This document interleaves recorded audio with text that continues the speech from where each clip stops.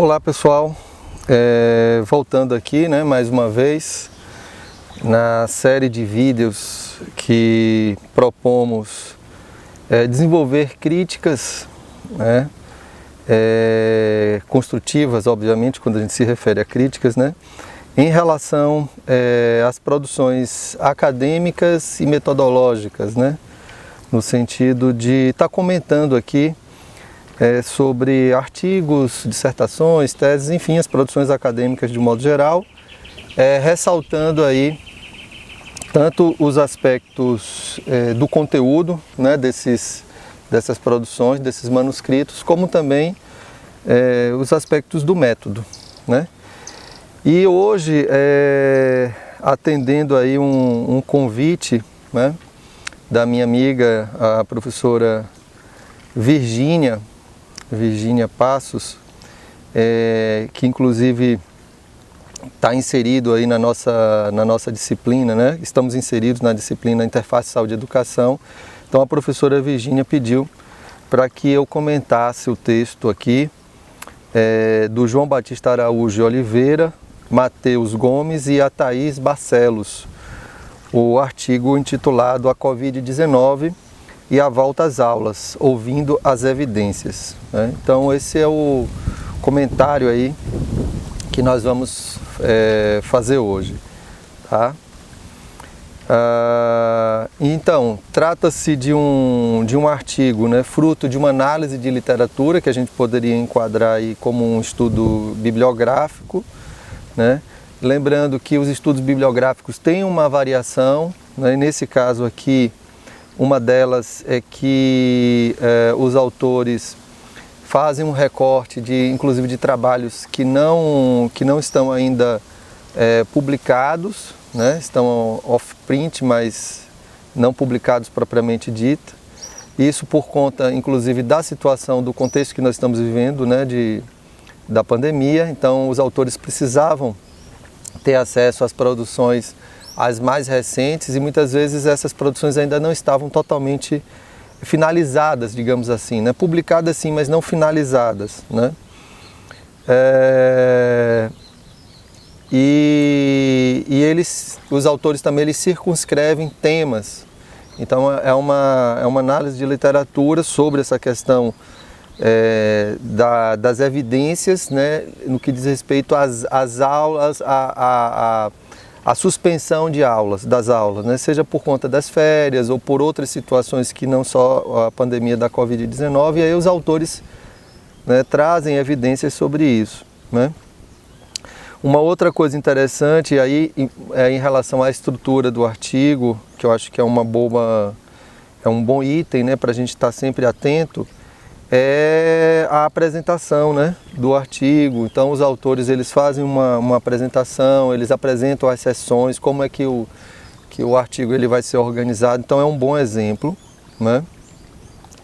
E aí os autores trazem estudos, na verdade a ideia de evidência é isso, das evidências científicas é isso, é trazer os estudos e os resultados desses estudos cercando um determinado tema. E aí os autores falam dos impactos em outros contextos, em outras sociedades, de situações em que os alunos tiveram que ficar afastados da escola. Então, isso impactou, não impactou? Quanto tempo esses alunos ficaram afastados? Teve relevância em relação à aprendizagem? Não teve? Também os autores trazem as evidências científicas em relação ao que eles chamam de estratégias potencialmente promissoras, Então, aumentar os dias letivos, isso tem resultados positivos, não tem? Aumentar a carga horária, Inclusive eles trazem também a experiência da educação integral, do Mais Educação, eles também trazem, aí mostram que não são, segundo os estudos aqui, não seriam muito efetivos, e aí eles apresentam então propostas que para os autores, trariam de uma maneira mais contundente as evidências científicas, né, que seria a questão da alfabetização por método fônico, a leitura, a avaliação diagnóstica processual, um ensino mais estruturado, um ensino com tutoria, a questão do dever de casa e o controle da frequência escolar, né? E aí o que eles fazem, aí eles fazem uma síntese, né, do que aprendem com essas evidências, né? E aí eu acho que vale a pena, né? Um artigo que vale a pena, né? Esse artigo ele foi publicado pela revista Ensaio, Avaliação Política e Pública Educacional, volume 28, número 108, enfim, está aí a referência, né? Acho que vale a pena, é um artigo assim, bem escrito, acho que é um artigo que é um bom exemplo, né, de um estudo bibliográfico, como eles falam aqui, de análise da literatura, numa proposta de um estudo baseado em evidências, né? Mas o que eu queria problematizar com vocês a respeito desse texto, e aí é uma coisa que tem a ver com a questão de uma leitura interpretativa, né? Quer dizer, de como é que a gente se relaciona com a produção do conhecimento. A gente se relaciona buscando a informação, né?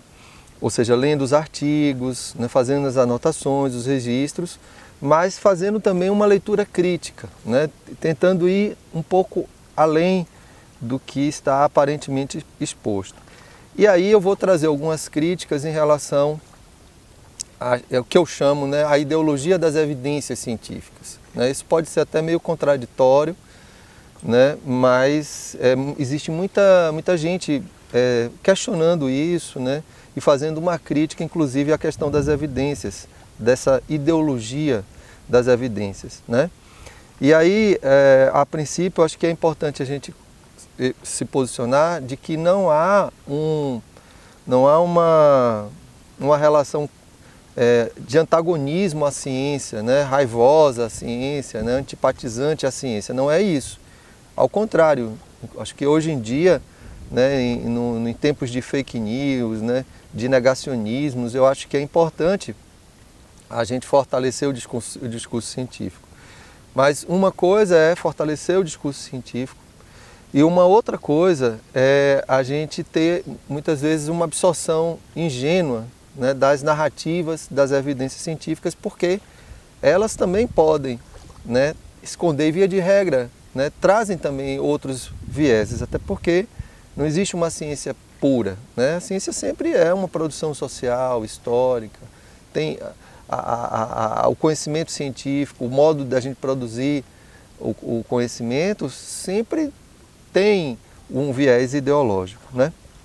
E aí eu coloquei, né, aqui, né, nas anotações em relação a esse artigo, que há sempre uma construção de narratividades à medida que os resultados vão sendo montados. Então esse texto aqui, esse artigo do João Batista, do Matheus e da Thais Barcelos é um bom exemplo, né, de como é que eles vão construindo a narratividade deles, como é que eles vão pegando os resultados, ou seja, as evidências científicas, e vão construindo ao longo do artigo toda uma narratividade. Então vai montando numa sequência, onde vai apresentando ao leitor resultados A, resultado B, resultado C, e você tem aí uma construção, né, muitas vezes de nuances, né, que são selecionados, né? Não é que os estudos são colocados, e seria impossível colocar os estudos completos, mas os recortes que vão sendo dados desses estudos, que são complexos, né,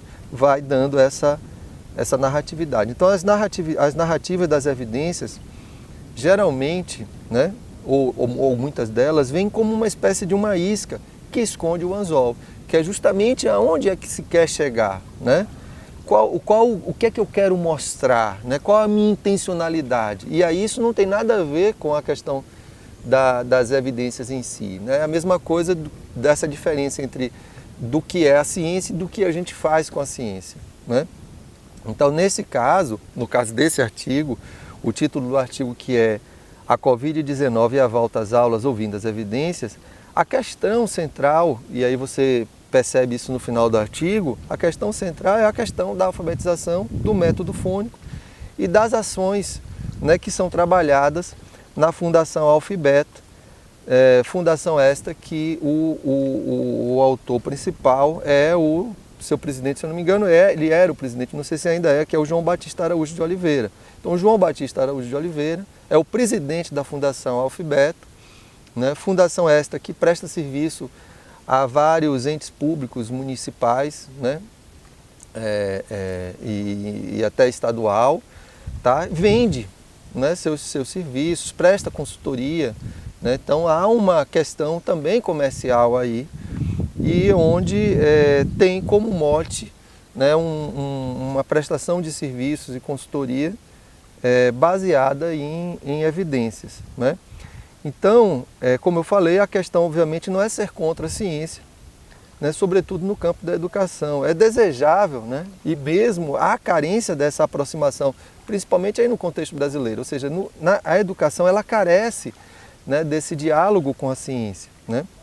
Então, pensar e fazer uma educação baseada nas evidências científicas é desejável. A questão crítica que aí a gente coloca é reduzir tudo isso, né, e manter uma relação ingênua à medida que se perde de vista que o que fazemos com a ciência é de outra ordem, né, de uma ordem, por exemplo, política. E o que a própria composição das evidências, né, cria uma narrativa. Como eu disse, o que eu vou escolher colocar no meu artigo a partir do que eu seleciono. E nesse caso, né, os autores defendem um método fônico a despeito de toda uma polêmica que existe, inclusive no campo da ciência e das evidências científicas, né? Qual o melhor método, não é e tal. Os autores, como a gente diz numa expressão popular, puxam brasa para a sua sardinha. Quer dizer, no final das contas, ele vai falar de alfabetização, de leitura, em um artigo que se propõe a fazer uma discussão mais ampla. O Covid e a volta às aulas, ouvindo as evidências, mas o que ele, no final, traz são as evidências relacionadas a ações que a Fundação trabalha, que é centrada mais na questão da alfabetização, né? Então, não necessariamente aí a questão da volta às aulas de um modo geral. Não estou dizendo que seja algo inválido, não, mas o que eu estou querendo trazer aqui para vocês é essa perspectiva crítica da leitura, né? Então, acho que é importante a gente ter essa perspectiva crítica da leitura. E essa perspectiva crítica da leitura, claro, ela também não se dá de maneira espontânea assim, né? Então, isso requer bastante leitura, isso requer informações, né? Requer saber quem são os autores, que posições eles ocupam, o que é que eles têm feito, né? Enfim, para a gente ter uma ideia aí do conjunto e situar, né, a obra nesse contexto maior e a gente entender isso, inclusive colocar, né, o conteúdo desse texto dentro, como eu falei, desse contexto maior que tem a ver com uma certa onda, né, de uma narrativa das evidências científicas como sendo a última palavra, né? Então é isso, espero que tenham apreciado, não tomem essa como a última palavra, né? Sejam também inclusive críticos ao que eu estou trazendo. É isso aí.